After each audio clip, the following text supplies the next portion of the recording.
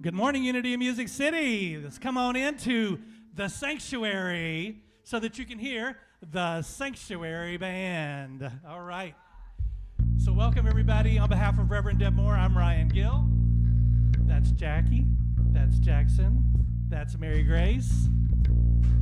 How's everybody doing this morning? Let's all stand as we're able. We're going to remind ourselves that I am the place where God shows up.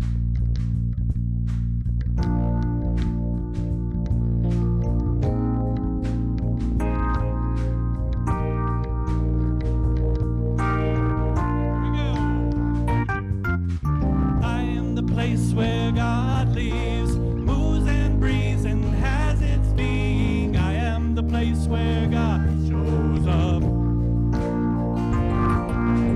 I am the place where God lives, moves and breathes and has its being. I am the place where God knows up. Am I strong enough to bear the burdens that sometimes come living this thing called life? Am I wise enough to make the right decisions when I'm standing at the fork in the road? Sometimes I wonder and ponder, only to realize I'm not alone and there's nothing I have to do on my own, because I'm the place where God lives, moves and breathes and has its being. I am the place where God shows up.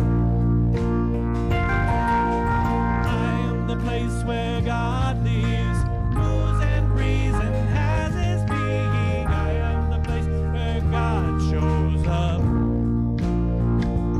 Will I have the health of mind and body to do to take care of myself? There it is.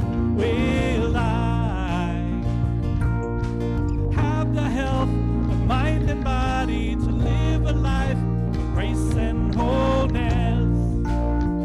Sometimes I wonder and ponder, only to realize I'm not alone and there's nothing I have to do on my own, because I am the place where God lives, moves and breathes and has its being. I am the place where God shows up. I am the place where God lives, moves and breathes and has its being. I am the place where God shows up. Let's take it up. I am the place where God lives, moves and breathes and has its being. I am the place where God shows up. All right.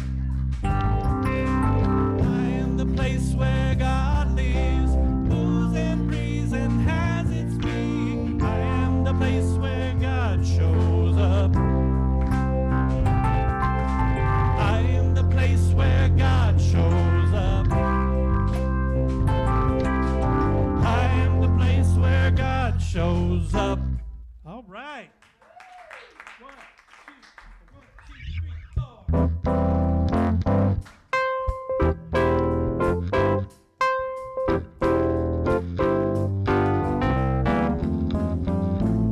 Well, I got up this morning singing God is so good.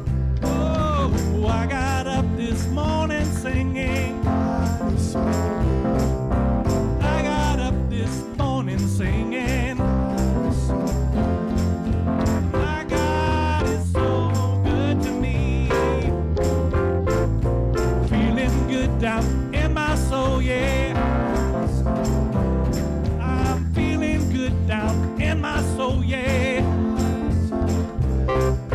I'm feeling good down in my soul, yeah. My God is so good to me. Every day, in every way.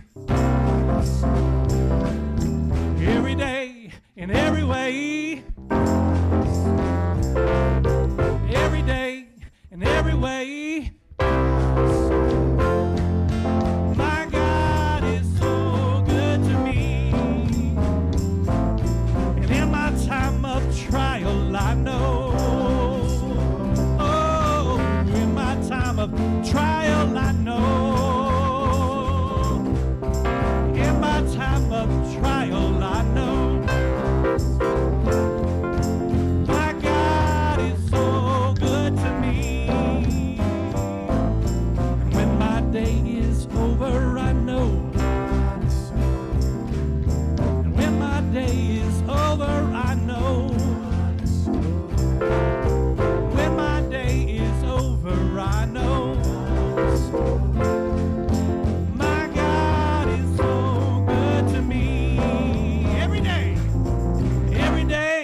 in every way. Every day, in every way. Every day, in every way. My God is so, my God is so, my God is so good to me. My God is so good to me every day in every way.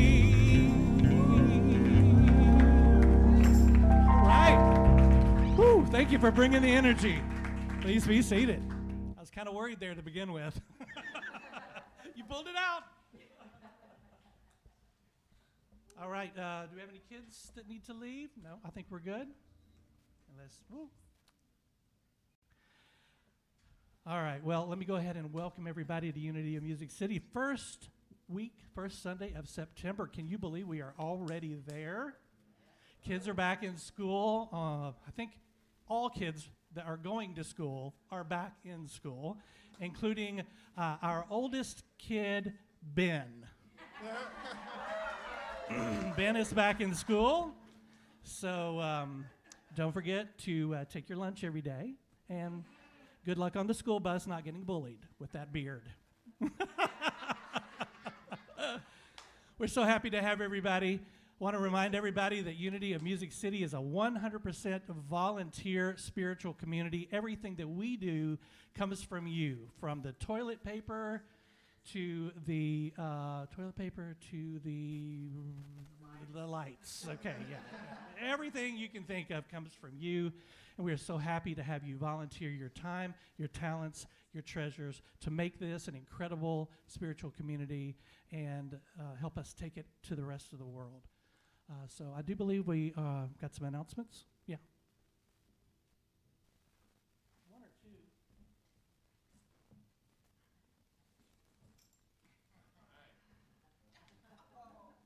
Oh, those are always handy. Is that Milwaukee's best? Very quickly, you thought duct tape and hot glue was something. So yeah, I won a drill and drive set several years ago, but you know what? You're not a complete lesbian when you don't have an orbital sander, baby. That's right. Or a staple gun, man. Come on. I mean, it's a cheaper one, but hey, had to buy a new one. And oh yeah, that's the stuff right there. So projects here at Unity, I've got some things to share with anyone that wants to help do some projects. Anyways, I'm going to put this back in so it's not up here for meditation. Clean it right up. I'm sure we can find some spiritual significance. That's it. You always clean up your messes, right? And I do have goggles and a mask in there, too. I won't get that out. But you always want to stay safe for these things as well. But I don't know, the lesson last week, Inspiring with the Love Revolution, I think there was so much buzz and talk about that lesson and things posted and conversations after. So Reverend Deb, thank you so much for that again. Because I think many of us were saying we needed that lesson. So thank you again. And a song that just resonated with me that came up out of that was in 2020, a song came out. I like some country, I do, but this was a song called Be a Light, and was a compilation of several artists. And if you've not searched that on Spotify, it is just an incredible light in a time full of war, be it peace, and so on. So it is just a great song. So it's called Be a Light, and that's what I've been playing throughout the week. So, all right. So, were you looking at something? Or? No. Do you get admiring the, okay. Yeah.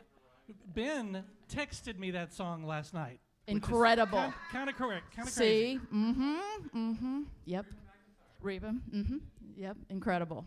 So, all right. So speaking of that and being a light and light bearers, y'all, Happy Class is coming up. Move, groove, and relax with the Happy Class this Thursday, September 5th, from 6:30 to 7:30 p.m.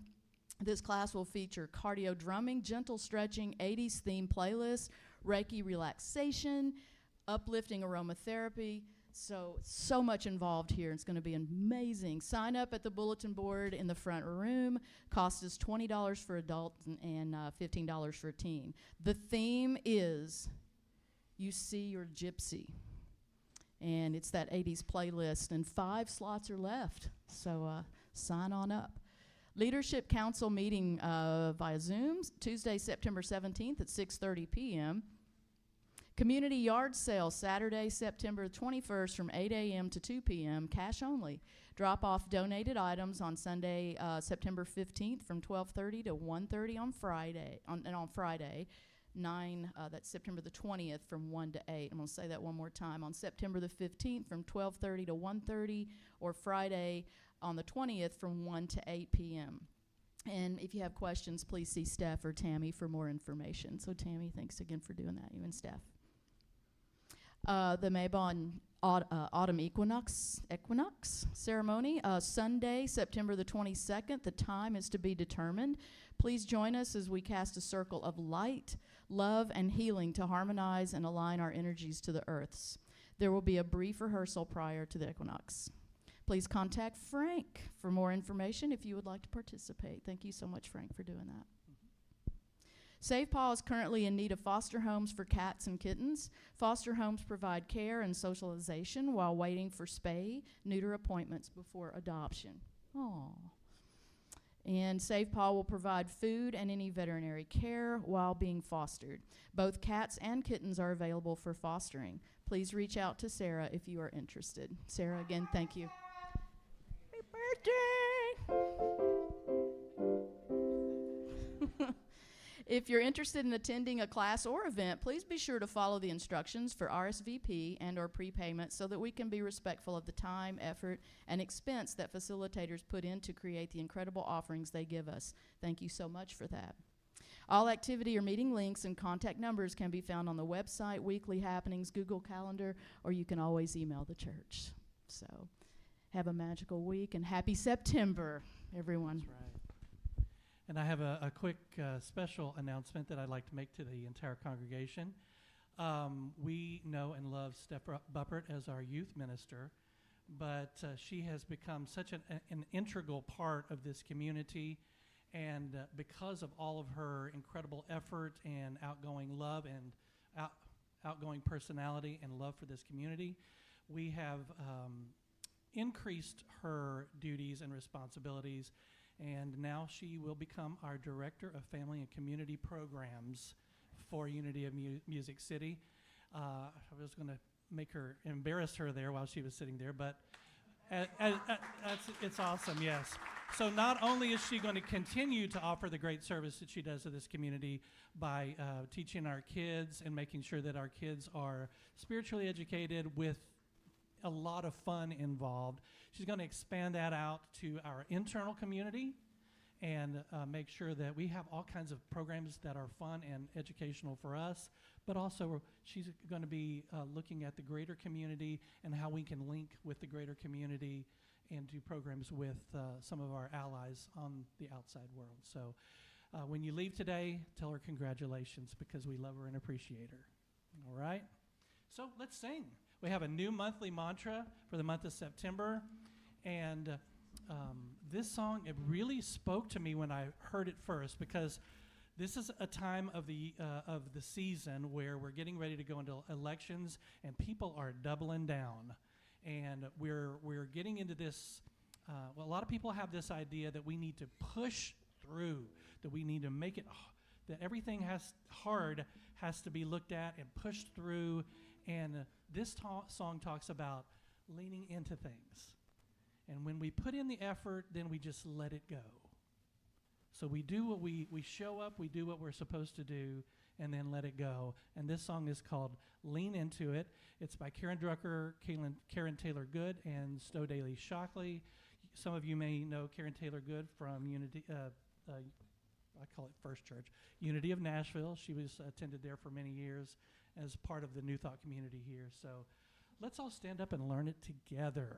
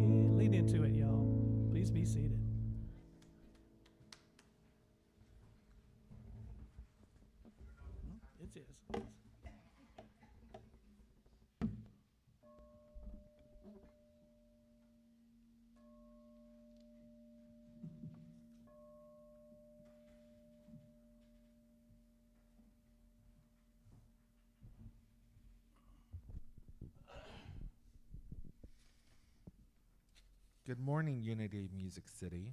Good morning. Let's begin this portion of our service by taking a deep centering breath.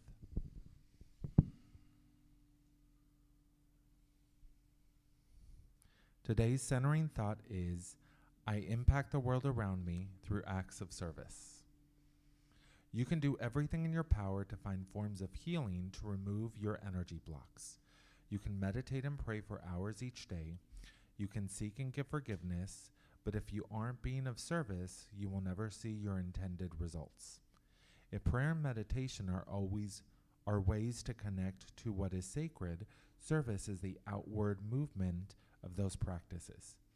And if the purpose of the spiritual practice is spiritual growth, service is a powerful spiritual discipline. No one who commits themselves to service remains unchanged by the experience. The most impactful work you can do is a simple act of service. When we serve, we become more compassionate, more sensitive, more understanding, and more aware. When we serve, we experience what love can do. We are being of service each time we give of whatever we have been given, as long as we do it with love. Being of service and doing it with the right attitude means that you can do in some way elevates the people around you. We are being of service each time we send out a current of caring in whatever form we can. Take a few minutes this week to look inside at how you are being of service to your inner circle, your spiritual community, and the world at large. Through contemplation, an open mind, and a giving heart, Spirit will guide you in whatever is yours to do. And now please repeat these affirming statements after me. I find joy, enrichment, and satisfaction in service to others and the world around me. I find joy, enrichment, and satisfaction in service to others and the world around me. I strengthen my spiritual path by serving others and the world around me. I strengthen my spiritual path by serving others and the world around me. Service to others is a manifestation of my love and my pathway to peace. Service to others is a manifestation of my love and my pathway to peace. And so it is. I recognize that last one. It's one of the statements of who we are. Service to others is a manifestation of my love and my pathway to peace. I mean, we love people, but the second question is often, how do they know? Right? How do they know? Service to others. Good morning, everyone. It's so wonderful to see you. I am thrilled to be able to invite you into the space where we are one.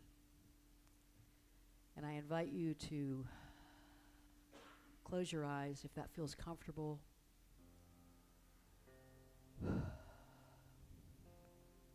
Relax your shoulders. Loosen your jaw, your wrists, your ankles.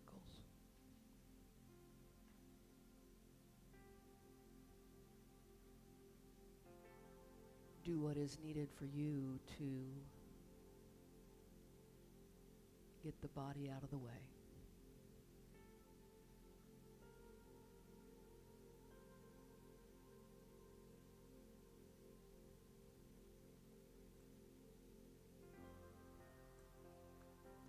The world is trying to double down.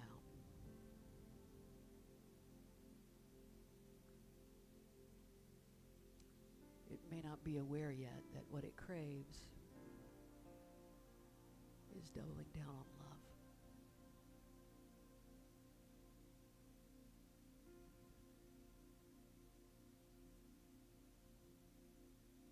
And as long as we exist in this dynamic push-pull world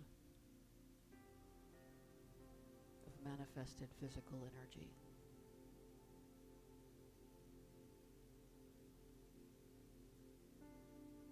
there will be folks going in all different directions.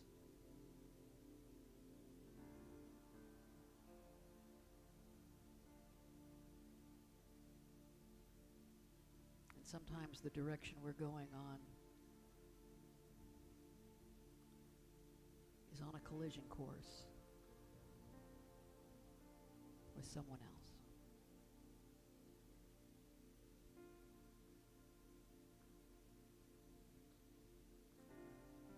I invite you to bring to mind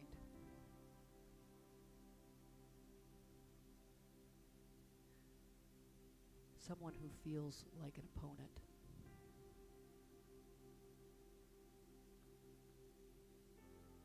Someone you feel at odds with.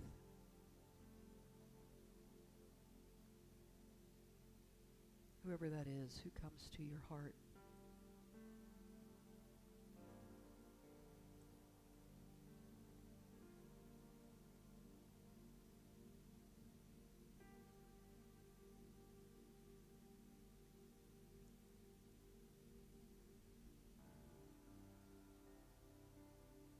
And then I want you to consider those people who may see you as an opponent, who may see you as an obstacle, contradicting their idea of the world.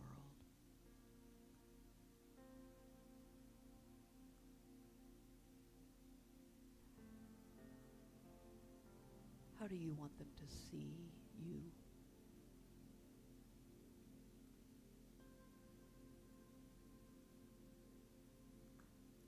For just a moment in the stillness,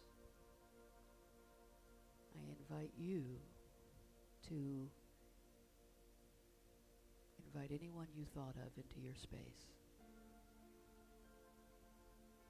Those you see as opponents, those who you believe may see you as an opponent.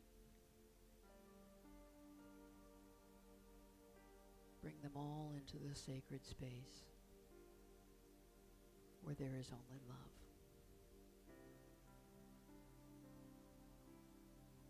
Don't think anything. Don't go through any process. Just be in love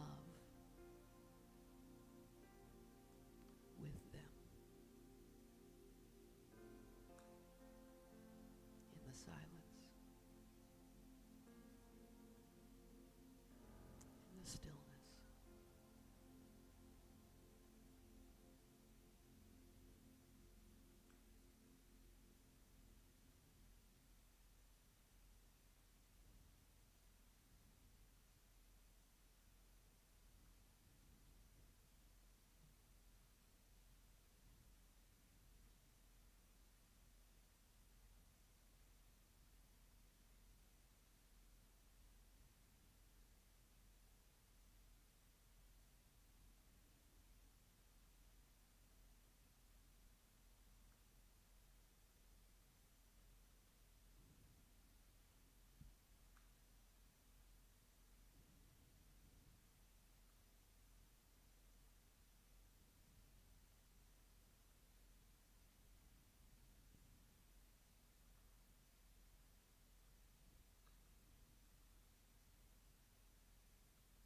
Mother, Father, God, you have made each one of us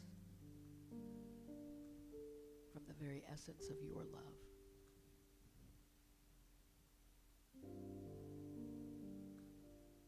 And whoever out there doesn't understand me,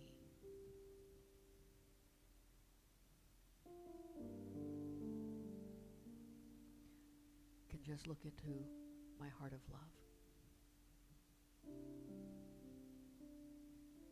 And that's the same that I can do for them. Those whom I don't understand, I feel somehow at odds with. Teach me. Teach me to look into their heart, to look into their eyes, say, how could anyone ever tell you you're not beautiful? So it is.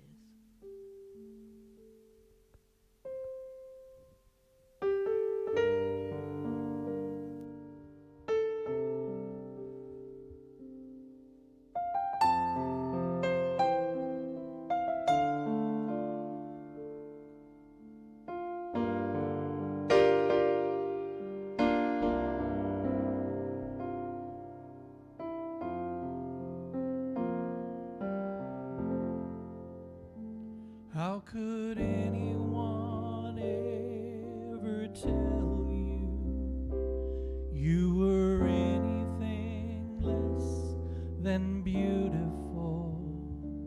How could anyone ever tell you you were less than whole? How could anyone fail to notice that your loving is a miracle? How deeply you're connected to my soul.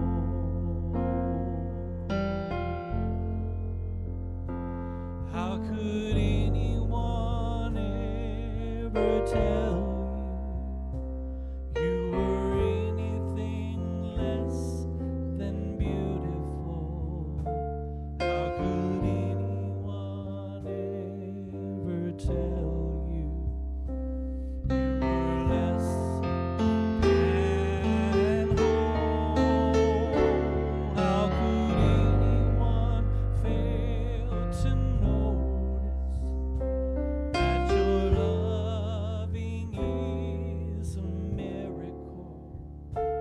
How deeply you're connected to my soul.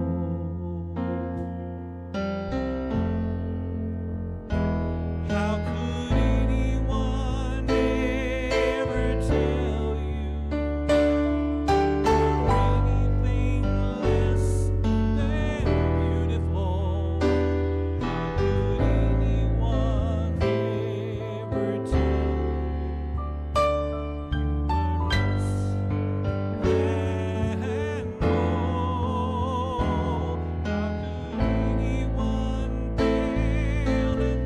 notice that your loving is a miracle? How deeply you're connected to my soul.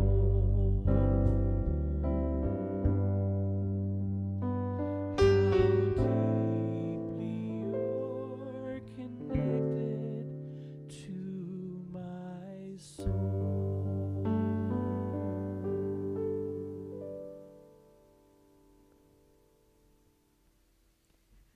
What does it feel like to take the person you like the least into a space in your heart and say, how could anyone ever tell you that you are anything less than beautiful? How deeply you're connected to my soul. I mean, that's not always easy, is it? It's not always easy. I got to tell you, it's not always easy for me. So we're going to talk about that a little bit today. I was led to say something from the very start. I'm going to say it. I'm just following Spirit. Spirit just said to do this, and I'm going, okay. Use me, oh God. Okay. So here's what I'm going to say. We have a lot of folks who've been in and out for a lot of different reasons. Valerie recently lost her mother. We went to her funeral. A few of us went there on Friday. Folks who are out for various reasons. And we have always at Unity of Music City, we have always operated from the idea that everybody is where they're supposed to be by divine appointment. I don't think that needs to stop us from reaching out and saying we missed you. And for a long time, I think it has stopped us from reaching out and saying we missed you. because it feels like that's kind of an attendance-taking thing in that. We're keeping track of folks. I suggest, me too, I'm going to let go of that. If I missed somebody, I'm going to freaking tell them. I'm just going to tell them. So I invite you, because I really think we got a good thing going on here at Unity of Music City. And I know that there are times it's random, it's hit or miss. Someday we'll walk in here and this place is filled, and the next week it's like, where'd everybody go? But I invite you to be a part of that with me. And if Spirit lays it on your heart this week, bring someone to your mind and says, hey, let them know you missed them. I invite you to be a part of that team and let them know. I know a lot of folks are watching online. We love you. We miss your physical presence, but we're glad you're there with us in spirit. I mean, and, like you're there with us in more than spirit. But nonetheless, we feel your presence. Anyway, that's it. That's my little PSA for today. And now I'm going to talk about your opponents, all right? So we're in our love revolution, loving our opponents. And here's the thing. When I went to AI and I said, give me an image of loving your opponents, every single image it gave me was a man and a woman. Wow. Isn't that interesting? Because I think, even though AI is something I do not understand and may be the Antichrist, I'm not sure, but no, I'm kidding. Even though it is something I completely do not understand, there's a certain kind of collective wisdom that it holds and reflects back to us. And I found it really interesting that it reflected a man and a woman in every single picture. You remember that old book from I think the 80s or the 90s? Men are from Mars, women are from Venus. You remember that? And this idea that men and women came from two completely different things. That may or may not be true. I don't know about that. But here's the thing, whether it's gender-based or not, we have opponents. And for a long time, I think in Unity, we didn't want to address that. The number one question in Unity, the big thing from the 90s, and know that spiritual movements evolve just like people do, right? And in the 90s, the space we were at in our evolution was this: there is only God, and God is only good, evil does not exist. And it was the number one thing people used to get caught up on, and I'm glad they did. I'm glad people kept stubbing their toe on that and saying, no, come back and wait a minute, I'm not sure about that. I'm just not sure about that. And spirituality is full of paradoxes. Two seemingly opposite things can be true at the same time. One, there is only God and God is only good. I can believe that with everything within me. And there's some not good things that happen in this world, right?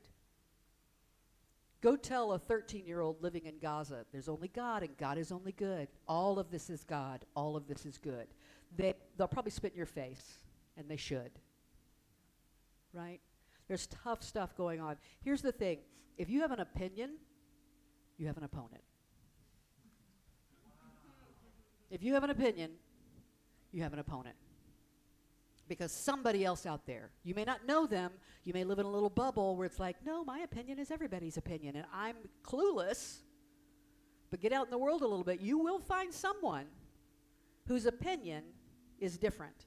And so today, we're going to talk about loving our opponents. So last week, we talked about loving others, just the general, nondescript, generic others who come into our life. Easy peasy. It's where we get to practice.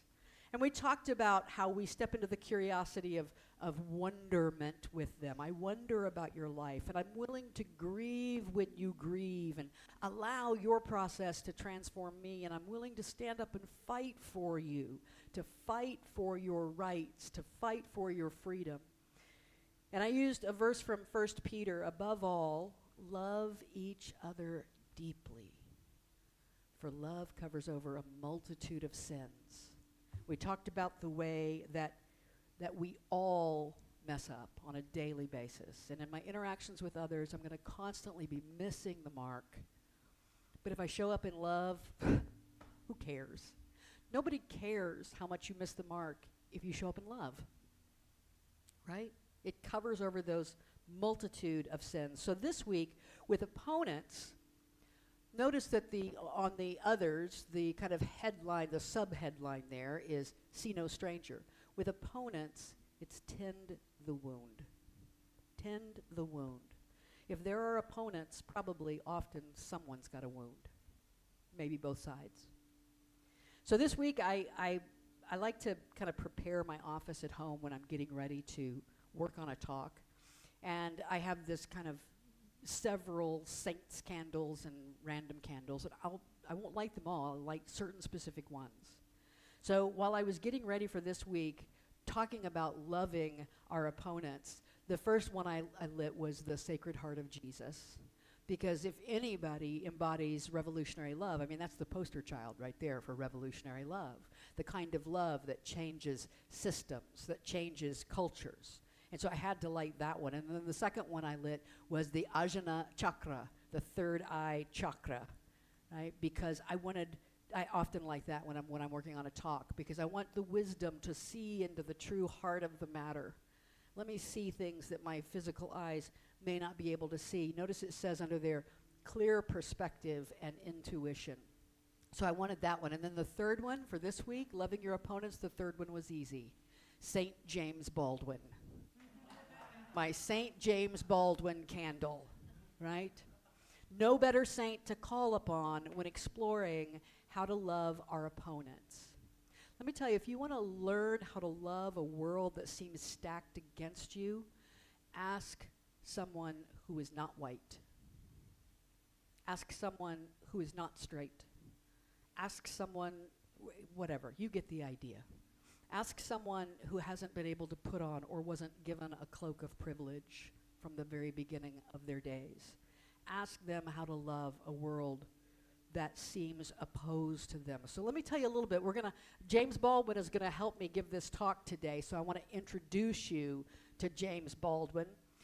Notice there he lived throughout the middle of the 19th century there. He was an American writer, a civil rights activist.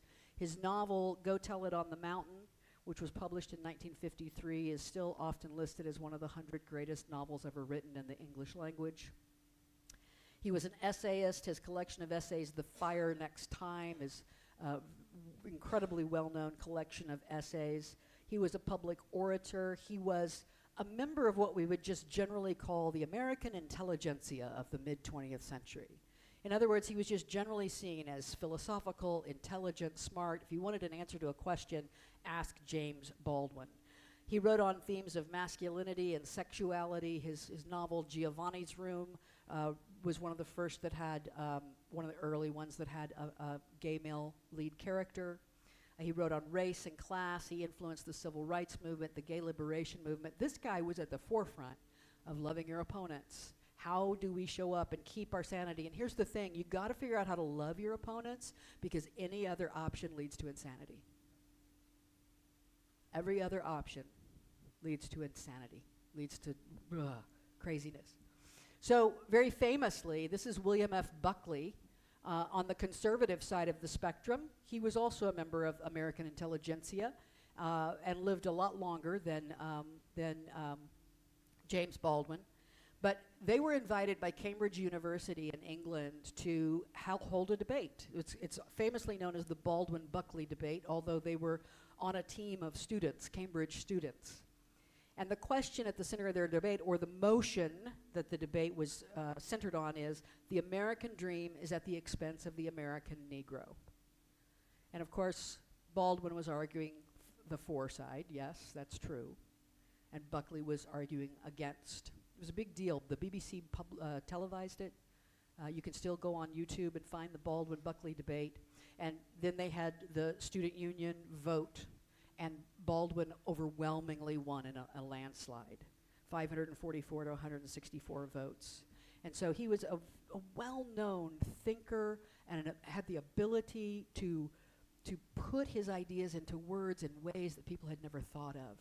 So a British television interviewer asked him one time, they said, when you were starting out as a writer, you were black, impoverished, homosexual. You must have said to yourself, gee, how disadvantaged could I get? And Baldwin famously said, I thought I had won the jackpot.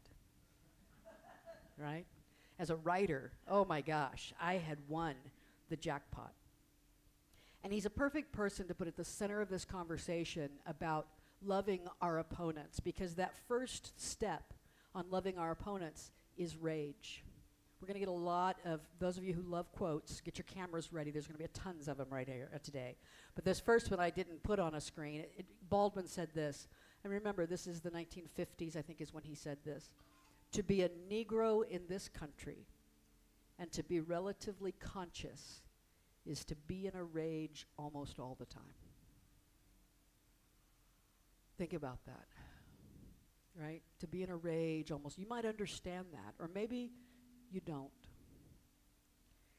I would suggest that if you are a white person who says, well, you don't have to be in a rage all the time, you can love, I suggest you keep that idea to yourself, all right? Don't speak that part out loud, all right? Because unless you understand what it's like to live in a society that feels stacked against you in every way you can find, then you may not understand that rage. So we we take his word for it. So let's start with rage. This is what Valerie Kaur says about rage. She says, when we cannot see that evil is driven, there's only God. God is only good.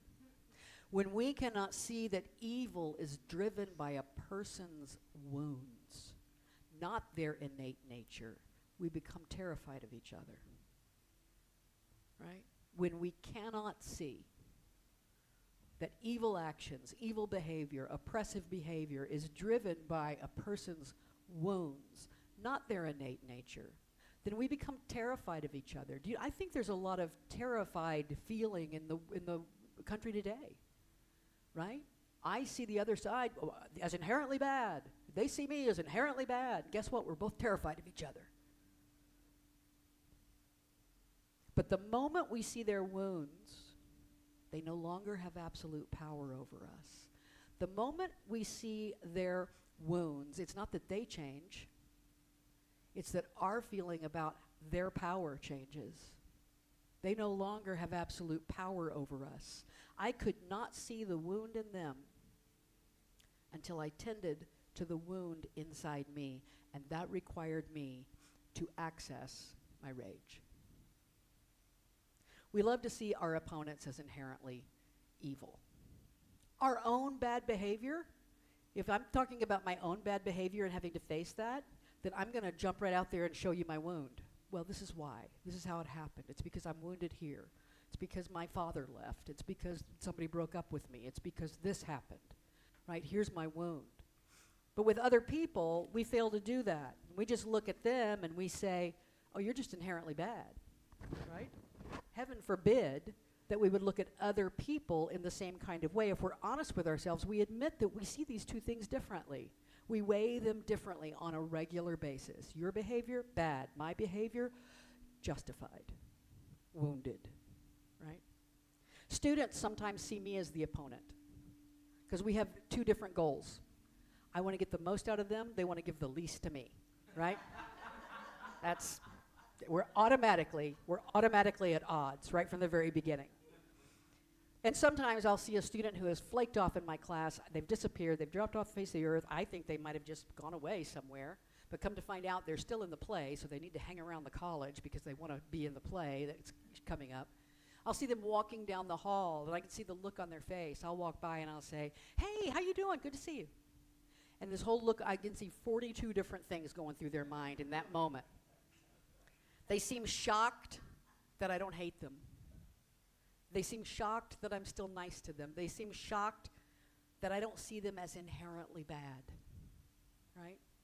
There's something else behind their behavior. Always there's something else behind their behavior. And I can see them as separate from their actions. Now, here's the question. I can do that there. Can I take this to a larger scale? Can I scale this up a little bit? And how large a scale can we take it? This is a serious question. In spiritual conversations, we often like to just jump to one end of the spectrum or the other. Well, yes, we can. We can take it that way. Let's just love everybody. Hold up. Let's ask that question for real. To what degree can I take this? James Baldwin says, we can disagree and still love each other unless Your disagreement is rooted in my oppression and denial of my humanity and right to exist. He had a line. Doesn't have to be your line. You can be so spiritual and love everybody, even those people who dehumanize you. Baldwin had a line, and he wrote about it right there. He spoke it. He said, listen, we can get along just fine. You don't have to agree with me. We can impose on a lot of different things. But when you are going to the core of who I am as a human being, are there limits to love? For James Baldwin, I think there were. And I understand his sentiment completely. But maybe the love can remain even when the oppression and dehumanization are present. I don't know. Let's think about that. I think for each person that is a question that we have to answer for ourselves. Love is a power that heals, but it's a personal process. And our journey, the reason why our journey is unique is because we all work through that in our own kind of way. I cannot preach to an oppressed person, you just need to keep loving. I'm not going to do that. I'm not going to look in the eyes of someone who is being dehumanized and say, you just need to show up in love. But I can recognize in myself, I can hold in myself the idea that no one's behavior is going to be allowed to take me off my center of love. They don't get that right, right?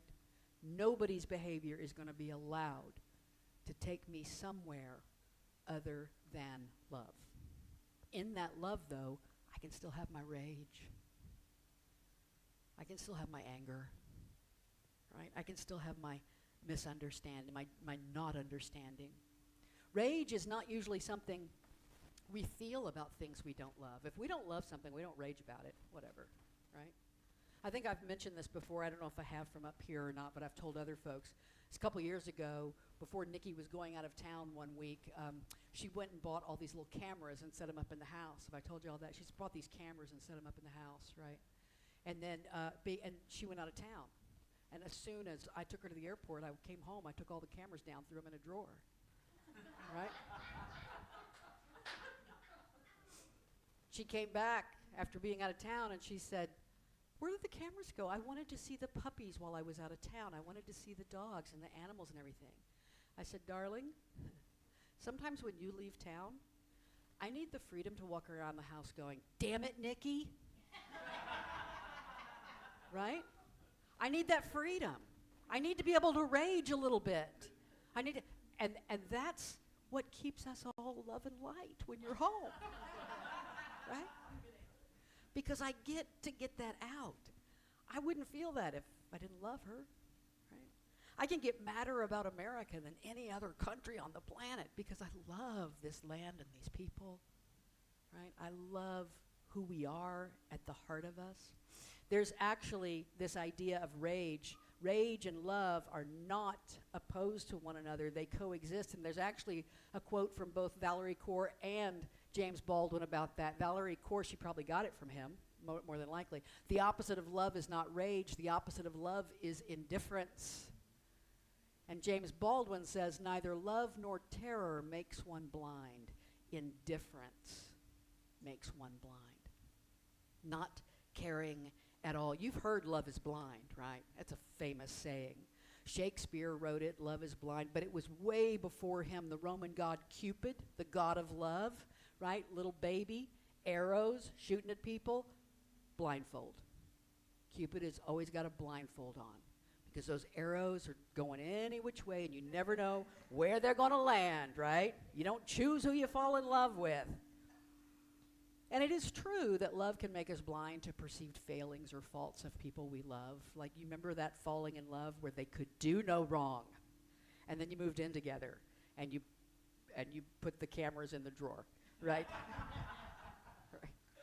But the paradox is that love also gives us the clearest vision. It gives us the vision that creates deep, deep care and understanding and compassion.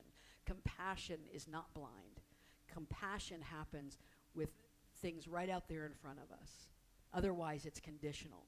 And if we love, we sometimes rage. Last week we talked about deep listening when loving others, but listening is one of Core's 3 main suggestions for tending the wound and loving our opponents. And when it comes to listening to our opponents, that's a different kind of listen, isn't it? I can deep listen to others all day long, but to listen to my opponents, first off, sometimes it's like, don't listen. I mean, we have enough evidence of people listening to other sides and getting convinced. There's that first fear, right? What if I get convinced of something? Well, that's a whole other talk. Listen to this. Listen, I do not owe my opponents my affection, warmth, or regard. But I do owe myself a chance to live in the world without the burden of hate. The more I listen, the less I hate. The less I hate, the more I am free to choose actions that are controlled not by animosity, but by wisdom. Right? We want to be able to move forward in wisdom. And if I'm completely allowing all my behavior to be controlled by the hate I feel, the anger I feel, then I'm acting out of animosity, and that doesn't take us anywhere good. I've often thought about opponents. I mean, as a woman, a lesbian, go through the Jerry Falwell years. And I met Jerry Falwell once. My stepfather and him were friends. Had a long story, never mind that. But through those Jerry Falwell years, I remember the Anita Bryant years. Remember the people who were absolutely vocal against us, and there are still those folks out there, right? And I remember thinking, if they could just sit down with me for a few minutes and listen, they couldn't dehumanize me then. They'd have to at least see, you know what, if nothing, I like her. Right? I always had that belief, I can make anybody like me. Of course, there's a whole, that's a diagnosis in and of itself, right? I can make anybody like me. But here's the thing, I really believe that. If they just listen to my heart, they might still hold some ideas, but they would love me. And the same is true the other way. Right? If I just listen to them, I might still not like their ideas, but maybe I could see their heart and love them. I don't know if that's always true. I mean, Anita Bryant's granddaughter is gay, and I'm not sure how their relationship is. I don't know that I could change people's ideas at all, but we have that thought, don't we, that listening has some power to it. When we listen, we have the chance to really see each other, and really seeing each other is the absolute necessity for loving each other. And listen to this. Get ready for your seatbelts. Get your cameras ready. You're going to want a picture of this one. James Baldwin says, "Love takes off the masks we fear we cannot live without, and know we cannot live within."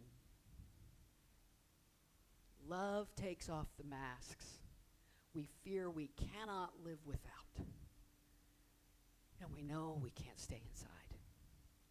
There's no better example of any kind of closet that people live in. There's no better definition of any kind of secret that people hold. We crave authenticity, and we access the authentic nature of others when we listen. And taking off that mask can be really, really scary, right? But I want to give you the full quote. Let me see. That's just the beginning of the quote here. Let's look at the full quote. "Love takes off the masks we fear we cannot live without, and know we cannot live within." I use the word love here not merely in the personal sense, but as a state of being, or a state of grace.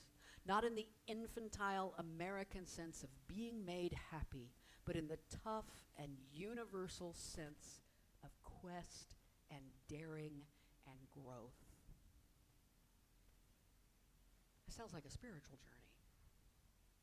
The universal sense of quest and daring and growth, that kind of love.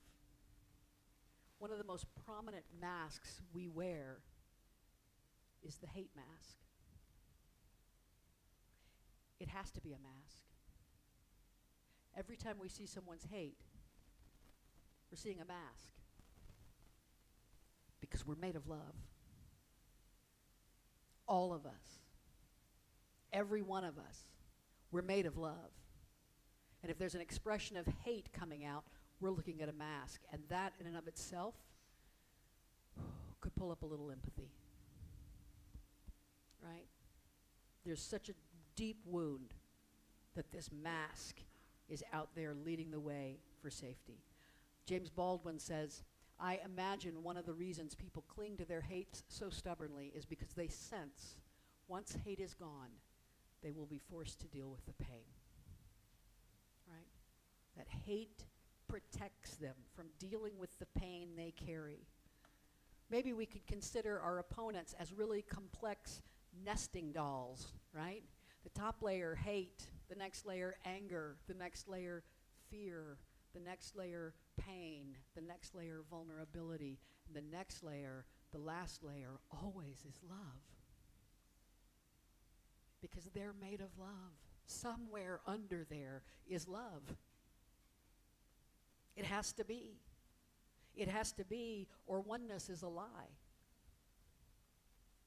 One of the clearest ways to love our opponents is to see them for who they are, not as who they present.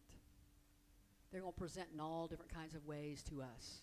Can we see them as who they are? They're born of love, made of love, expressions of the sacred.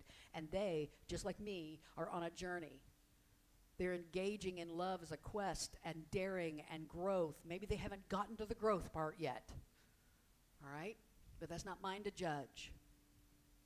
We have to re-see them. We have to re-see the world. And so that brings us to the third point, the reimagining. Valerie Kaur says, we do not need religion to reimagine the world we want. Hallelujah. We do not need religion to reimagine the world we want, but we do need more spaces to imagine and wisdom about how to do it. Prophetic teachers and faith leaders can offer sacred spaces for collective imagining. Spiritual centers can offer sacred spaces for collective imagining. They can lift our gaze beyond immediate victories toward the world we are longing for. I don't know about you, but that's exactly what I see Unity of Music City being.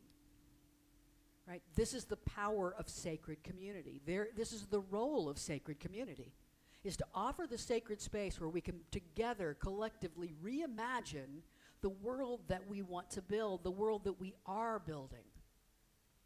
And this space right here that we're sitting in, that we're standing on, is dedicated to seeing the world through eyes of love. Seeing the world as love. Serving the world in love. Being the love that we want to be the dominant visible characteristic of the world we're building. Right? The dominant visible characteristic. This isn't about establishing a new religion. Jesus didn't come to establish a new religion. Buddha didn't come to establish a new religion. I'm not coming to establish a new religion, heaven forbid. I'm still trying to wash off the old ones. Amen. I have no interest in building a church. But I'm interested in nurturing a community devoted to the expression of divine love. I am interested in creating a space where love is encouraged and emphasized and practiced.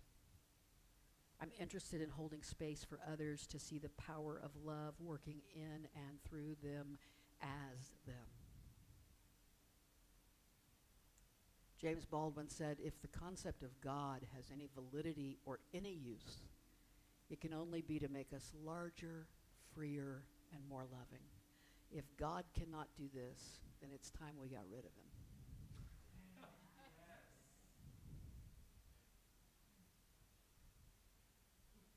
I still believe God can do this. I don't believe religion can. Religion doesn't make us freer. Doesn't make us more loving. Some individual people within their religious path grow to become more loving and freer. Sure, absolutely. But it's not the religion that did that. It's the divine that did that. I undertake a sacred journey for the sole purpose of learning to love better. Right? Learning to live freer. You know me, I love freedom. Love, joy, peace, and freedom. Freedom is what we're all seeking. Learning to express the sacred in larger and more undeniable ways every day. To live larger, to live freer, to live more loving lives. We cannot do this if we see a Christian God and a Muslim God and a Hindu God. We cannot do this if we see a Buddhist love and a Baha'i love and a Baptist love, right? We can't do this by separating into little piles and say, I'm over here, my opponents are over there. If we're going to move through the rage and the deep listening and the reimagining needed to build the world we want, we have to understand what Meister Eckhart meant when he said, theologians may disagree, but the mystics all speak the same language. We have to understand what Jesus meant when he said, love your enemies and pray for those who persecute you. We have to understand what Dr. Martin Luther King Jr. meant when he said, darkness can not drive out darkness, only light can do that. And hate cannot drive out hate, only love can do that. We have to understand that there's only one life. There's only one love, right? One source, one creation, one religion, one love. It has to be, or oneness is a lie. And we can shut the doors and walk away and wish each other a happy life. It has to be. This is what we mean when we talk about oneness. Oneness is acknowledged when I choose to see your heart rather than your expression. Oneness is acknowledged when I choose to see the love you are made of rather than the hate you hide behind. Oneness is acknowledged when I recognize the love that moves in me is the same love that moves in you. The love that touches my soul is the same love that touches your soul. The love that sets me free is the same love that sets you free. And if I'm free and you're free, then we're free in love, because it's the only true freedom. To live together in oneness, in one love, one heart. Namaste.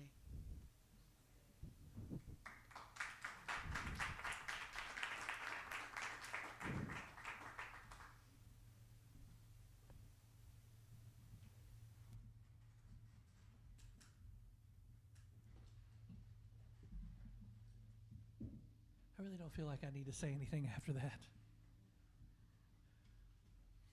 I'll just express some gratitude for these wonderful musicians that we have with us. Not only because they are really great musicians, but because they're great people. We met last Thursday for rehearsal, and it just turned into a big old love fest. You know, we just talked, and we were just a little community. And we had such a great time being together, and we love being together, and so I'm very grateful for that. I express that gratitude today. I love all of you guys. I want to open the floor up to anybody that wants to express some gratitude for anything that happened in the previous week. Does anybody have anything that comes to mind that you're grateful for from the week that was?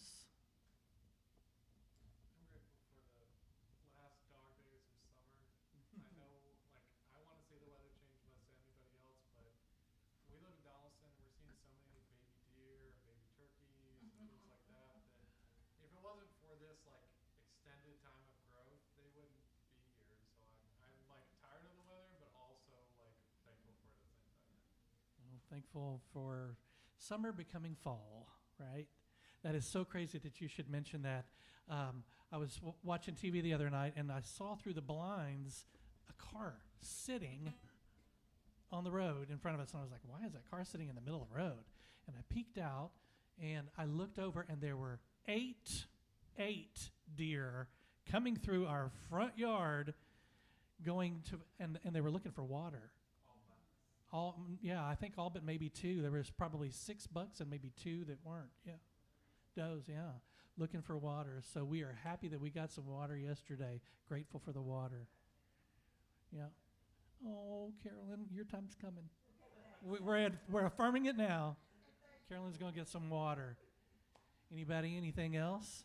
Thankful for Mama recovering from COVID for the third time. Oh my gosh. But she's doing okay now, though. Grateful for recovering.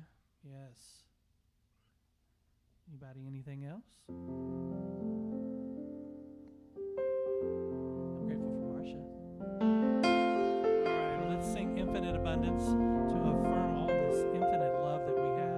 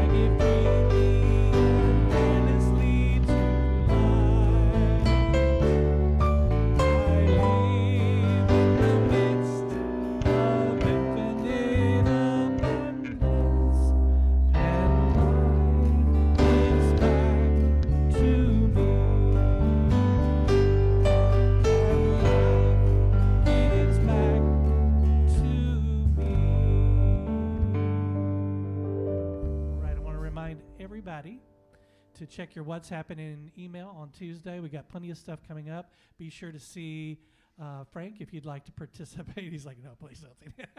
If you want to participate in the ritual that's coming up, that's going to be really cool because I think that's one of the first times that we've ever done a proper ritual. So that's going to be fun. Let's all stand as we're able and let's say the prayer for protection together as we'll prepare to take on the week to come. The light of God surrounds us. The love of God enfolds us. The power of God protects us. And the presence of God watches over us. Wherever we are, God is, and all is well.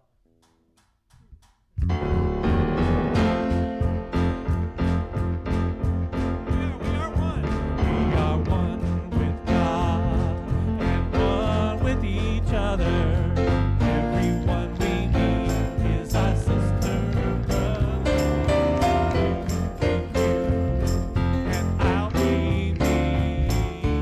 We're all members of one family. Live in harmony. Harmony. We are a part of all that we see. Live in harmony. Harmony. We can be different and still live in harmony. We are one with God and one with each other. Everyone we meet is our sister and brother. You be you and I'll be me. We're all members of one family. Live in harmony. Harmony. We are a part of all that we see. Harmony. We can be different and still live in harmony. We can be different and still live in harmony. We can be different and still live in harmony.